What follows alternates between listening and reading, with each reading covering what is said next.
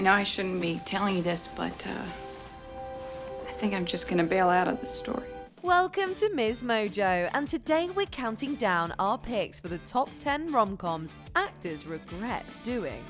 My reputation apparently is pretty solid, so why don't you just get yourself straight and we can put this whole thing behind us. For this list, we'll be looking at the romantic comedies that cast members have expressed dislike for, had second thoughts about, or criticised. We're using the term regret a bit loosely here, but we know you catch our drift. Do you like any of these rom-coms? Be sure to tell us in the comments. Number 10. Gwyneth Paltrow, View from the Top. The release of this Gwyneth Paltrow rom-com about a woman trying to make it as a flight attendant was delayed by more than a year. You nervous, darling? Nah. Well, yeah, a little bit.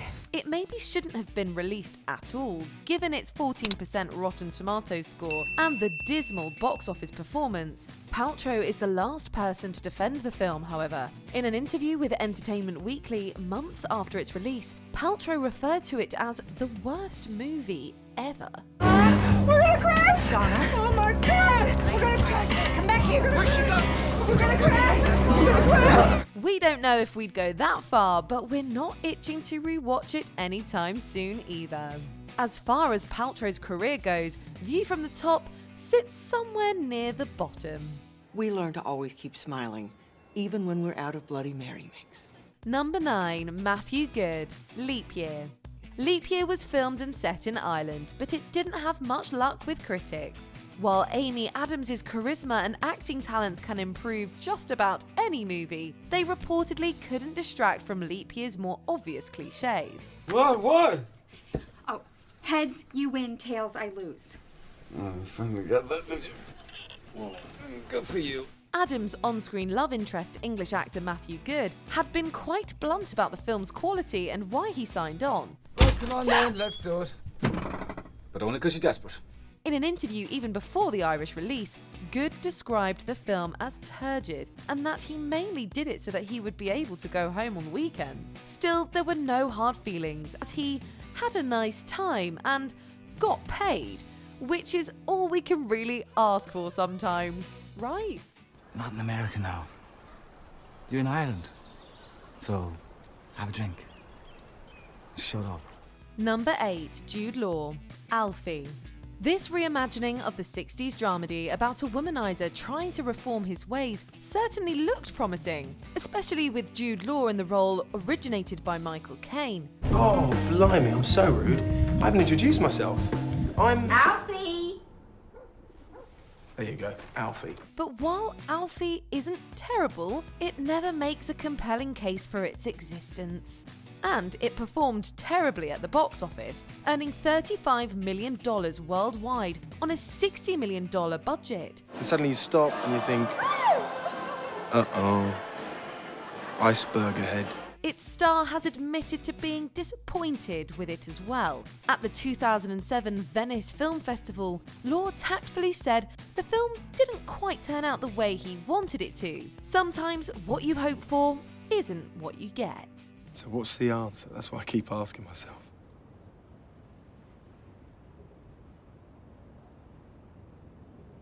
What's it all about? Number 7. Julia Roberts and Nick Nolte, I Love Trouble. Julia Roberts has starred in plenty of classic rom-coms, but I Love Trouble is nobody's first or even fifth choice for date night. For starters, honey, you ain't my type. Really? I didn't know you had a type. I do.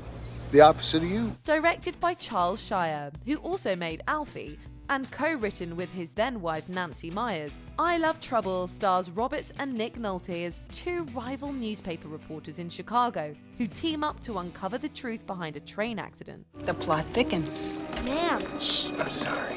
Peterson, calm down, will you please? Sparks did not fly between the leads, as both Roberts and Nolte expressed active disdain for each other, with Roberts referring to Nolte as completely disgusting, and Nolte describing her as not a nice person. You have zero chance of scoring here. Trust me.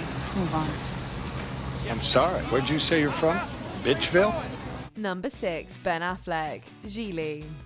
one of the most notorious flops of all time. Gigli was savaged by critics and ignored by audiences who had no interest in seeing power couple Ben Affleck and Jennifer Lopez in this off-putting story about a mobster who falls in love with his handler. Gigli's unbelievably bad dialogue has become the stuff of legend. It's turkey time. Huh? Gobble, gobble. What? When discussing the film shortly after its release on The Tonight Show, Affleck was critical but also diplomatic, saying it featured good work and that critics were preemptively plotting against it, but that it ultimately didn't work. After the box office was less than we'd hoped. So the headline was, Ben and Jennifer finally get some privacy. And now, Gigli is remembered for being really bad. I don't think this is the best time to be drawing attention to ourselves. Number 5, Sarah Jessica Parker, Sex and the City 2. Desert moons, Scheherazade, magic carpets. Like Jasmine and Aladdin? Yes, sweetie, just like Jasmine, but with cocktails. You'd have to be a die-hard Sex and the City fan to get much enjoyment out of this overlong and borderline offensive sequel, which finds Carrie and the rest of the ladies jetting off to Abu Dhabi, where hilarity decidedly does not ensue. I am definitely feeling something down under. And he's staying in our hotel. Lawrence of my labia. Star Sarah Jessica Parker has also voiced some reservations about the film, saying at the 2017 Vulture Festival that while she loved making the film, she could see where they fell short. But with a revival series and Just Like That coming to HBO Max, it seems Parker hasn't lost her love for playing Carrie Bradshaw. Well, I heard about this amazing deal on shoes. Number 4, Kelly Clarkson, From Justin to Kelly. American Idol made Kelly Clarkson a music star, but From Justin to Kelly definitely didn't make her a movie star. Thank you. Really, you're too kind. This spring break set musical starring Clarkson and Idol runner-up Justin Guarini is considered to be one of the worst movies of all time, and Clarkson is not proud of her involvement. You're doing things that I don't like. It ain't right. Well, it must be the madness. In a 2006 interview with Time magazine, Clarkson stressed that she only did the movie out of a contractual obligation and knew when she read the script it was going to be real bad. Idol fever did not translate to ticket sales, and From Justin to Kelly's only legacy is a legendary bad movie. Maybe Simon Cowell should have had some input. No! What do we think?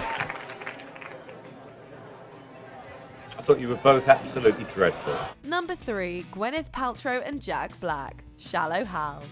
Gwyneth Paltrow doesn't seem to have the best track record with rom-coms.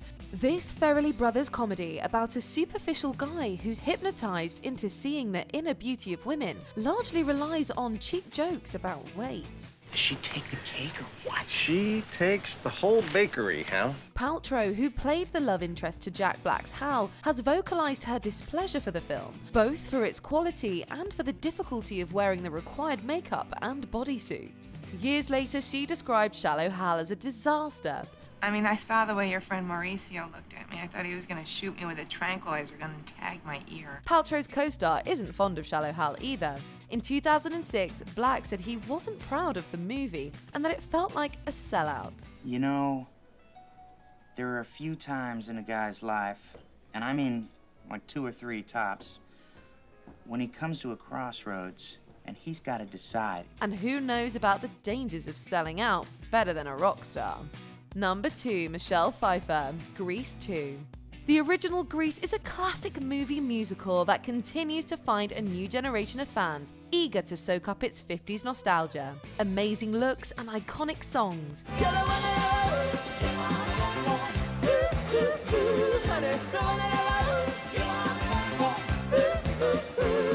Grease 2 is the quintessential unnecessary sequel, with most of the original cast and all of the original spark gone, but it's notable for one thing. It gave Michelle Pfeiffer her first lead role. That's the way it's gonna be. That's the way that I feel. I want a whole lot more than the boy next door. The future star of classics like Scarface and Batman Returns said she hated it with a vengeance and blamed her participation on youthful inexperience. You must think I am some kind of dummy, huh? Sheesh, tell us how you really feel.